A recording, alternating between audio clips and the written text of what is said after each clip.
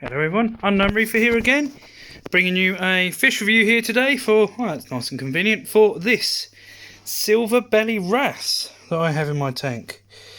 This is a type Halichoeres Wrasse, so they do come with warnings, reef safe with caution because of going for the shrimp, but I've got a free peppermint shrimp in here, a cleaner shrimp, and I've got a pistol shrimp in here somewhere as well.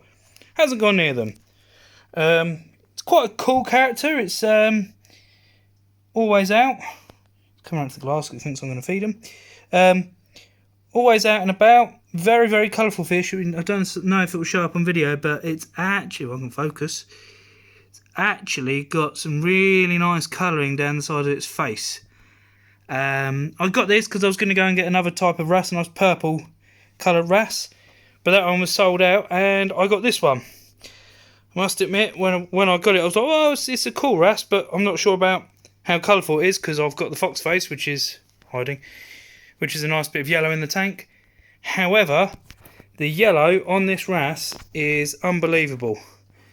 You can see the fox face just swimming by there. It is really like a neon yellow colour. Even under blues, you can still see the yellow show up. It's very active fish, feeds well. It's meant to be good for things like flatworms.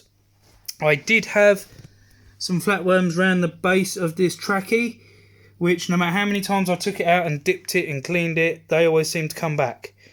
Since I put this in, after a few days, they've gone. I think there may still be some flatworms up in the corners of the tank, maybe. Okay, and then if you can see those there.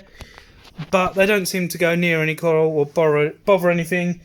I suspect they're up in the corner because that's the only place they can go to get rid of the silver belly wrasse. Seems to be reasonably hardy. I made the stupid mistake of once again trying.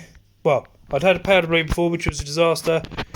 Tried a powder brown, and all that did was after about a month caused a big ick outbreak in my tank.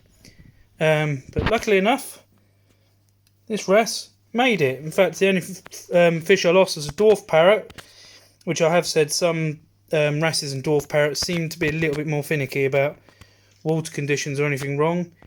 Yeah, so I only lost that and the powder brown. I did lose one of my clownfish, but I'm not sure if that was it because there was no signs of it on it.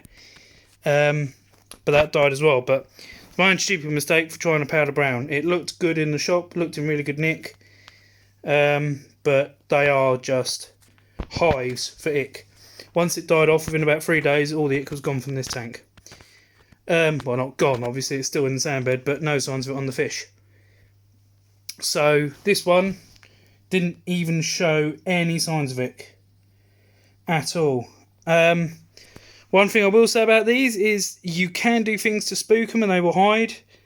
About 3 or 4 weeks after going in the tank, it hid for about 3 days. I thought it had maybe died somewhere, but then it just reappeared straight away after. So, yeah, great little characters, very active fish, go for food, pick at pests, quite inexpensive. This one was quite a bit smaller actually. It's grown quite nicely since it's gone in my tank.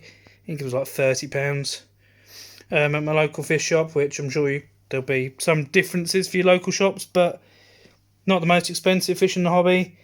But actually had a lot of colour, and in actual fact, I think my plan going forward is rather than try and get another powder brown or a Tamini or some other sort of tang, I think I'm just going to put a couple more wrasses in because they're nice and active, nice and colourful. Look good in the tank, and they don't seem to have as much of the ick problems. Yes, it's quite a heavily stocked tank anyway with all the chromas, but I've just installed a filter roller and I've got my protein skimmer and a refugium going, and my nitrates are always about 10, and I've got a phosphate reactor on, so my phosphates are basically 0. So apart from the glass, which I forgot to clean for this video, the fish load doesn't seem to really cause any issues with nutrients, and my coral's not growing. My lights have only been on a couple of hours, so things are still actually waking up at the moment.